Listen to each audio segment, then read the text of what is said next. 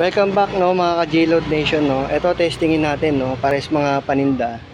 Isang pito galamay pero malaki tapos isa buo no. Pero di ko matansya kung ano to eh. Parang semi-OD na naman to. Lakas ng pagkakano ng gamot. So hindi natin patagalin no. Salpok na natin to. On the spot to mga boss. Ayun na. Ayun oh. Uy. Lakas ng pito galamay ah.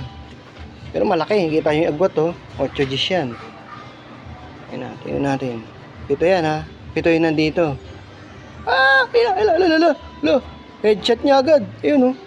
Oh, ayun. Oh, bumabalik naman kaso hindi kaya nung maliit. Galing. Ang galing. Ayun oh. Oh. Wala umaantras. Ayun oh. Oh, ay, naabot. Ayun lang, ang galing niya. Ang talino niya. Oh. Binugahan niya ng sapot.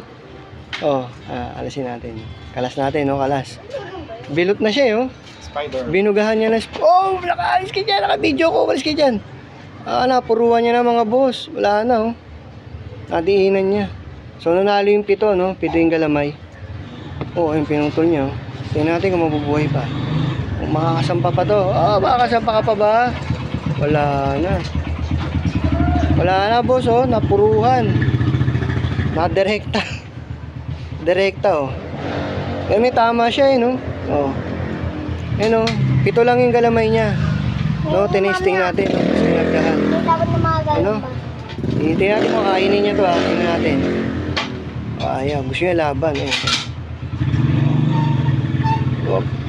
Wala ayaw. So minanalo agad no. Yung pito galamay no. Pero malakas.